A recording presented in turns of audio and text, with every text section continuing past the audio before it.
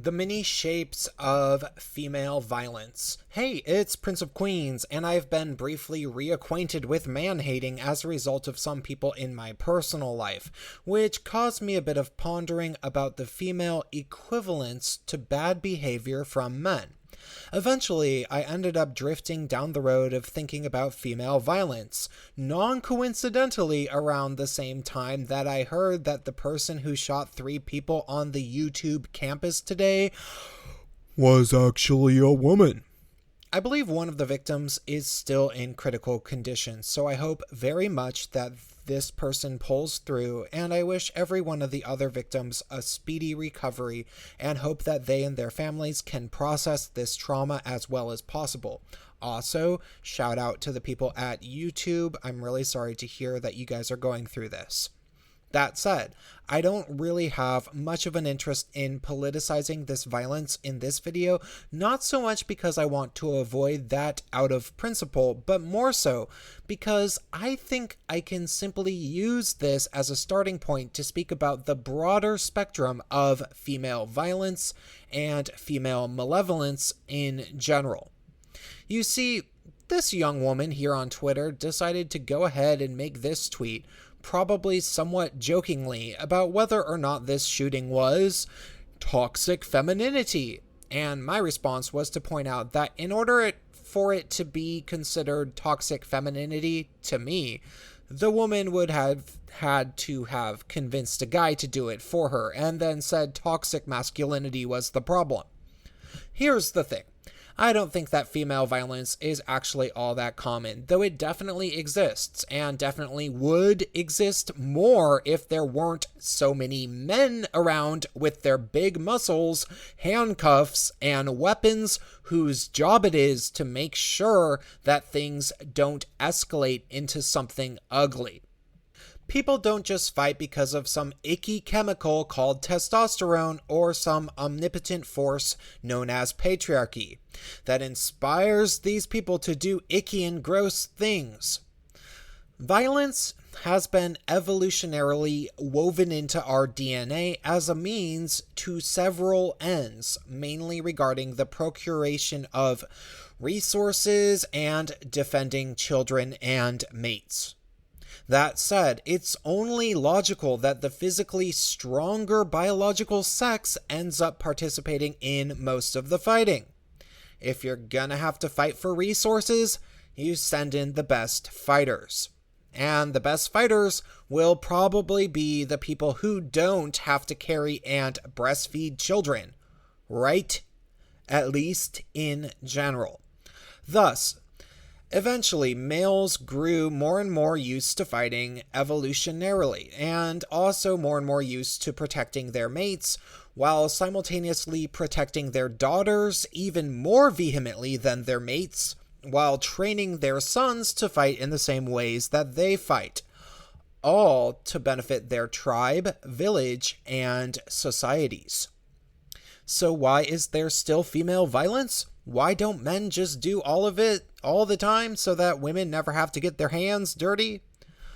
Well, there's always crimes of passion, like when Phil Hartman's wife shot and killed him, feuds between women which can only be sorted out between the women, and times in which women are just seriously insane, like when that woman drowned her kids and said it was a black guy in the 1990s. I think that it was Susan Smith or something. However, I want to propose the idea that we might be entering into a new era where female-instigated violence and even potential terror attacks might just become more and more common due to a few factors that I have been pondering a bit. As longtime subscribers to my channel know, I grew up in about the most far leftist and ultra-feminist environment that one could possibly imagine, which was Seattle in the 1980s and 1990s.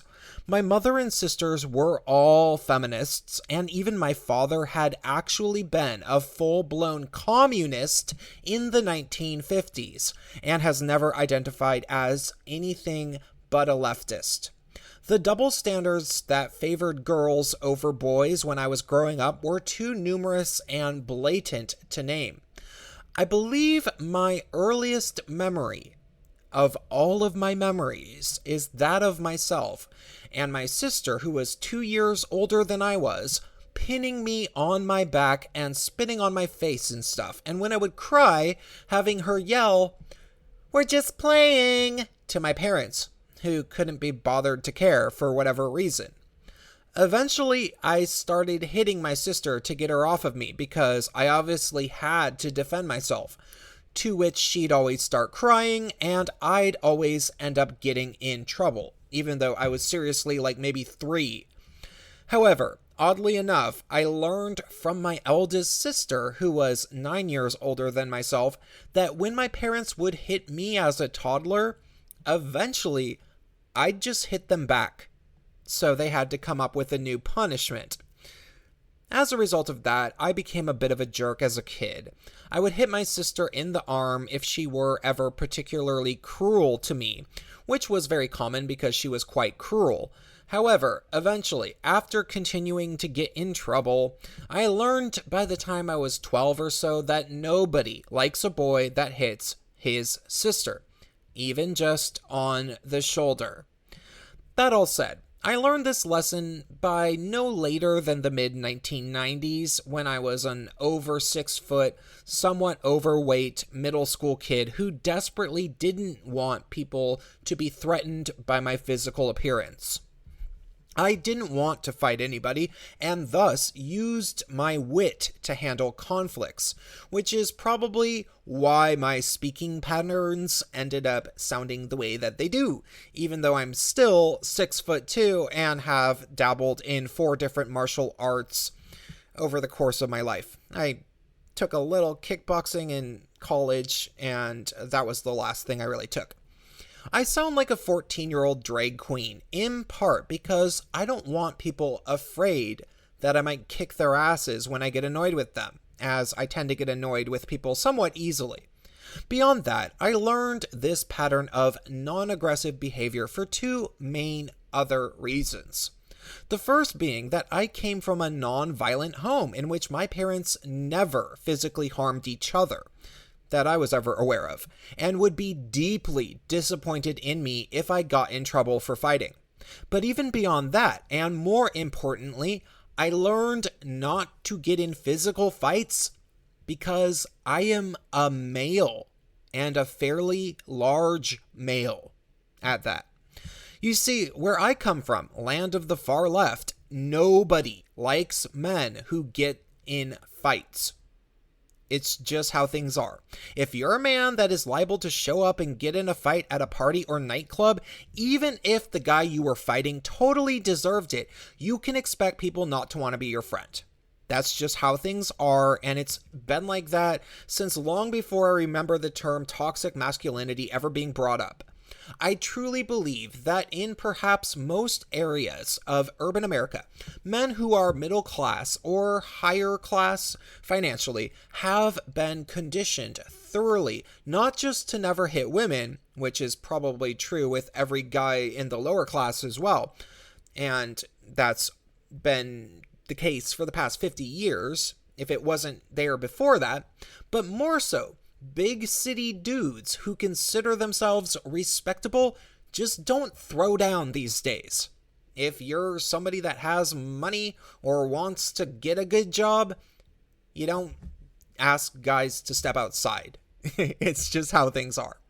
Seriously, go to New York City and see how many fights you actually witness. Not a whole lot. And I lived there for 5 years. Occasionally, you'll see crackheads fighting in San Francisco, and Los Angeles can be a pretty rough town if you aren't careful. Chicago, I hear too.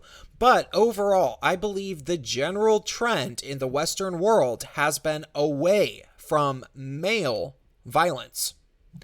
But has the same been the case for females? No, of course not. In fact, female violence has been glorified beyond belief in action movies, animation, video games, and even the hugely popular stars of female mixed martial arts, which have sprouted up over the past 20 years especially.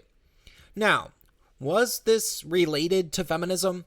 Well, I'm not going to say that at this time because I don't have in my head any solid evidence linking the seeming increase in female violence in media to any sort of feminist literature or organizing.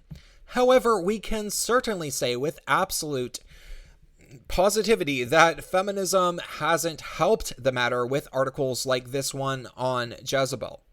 You see, the feminist Duluth model of domestic violence law made it basically permissible for women to physically assault their male partners, and even made police extremely likely to victim blame men who are being attacked by their wives or girlfriends if they call the cops, often arresting the men instead of the women. So hey, is it any wonder that after 50 years of this kind of feminist conditioning, we have things like the bat-wielding young women of Evergreen College campus, who probably self-identify as non-binary, ready to put fear in the hearts of any guy who might draw on the walls with chalk?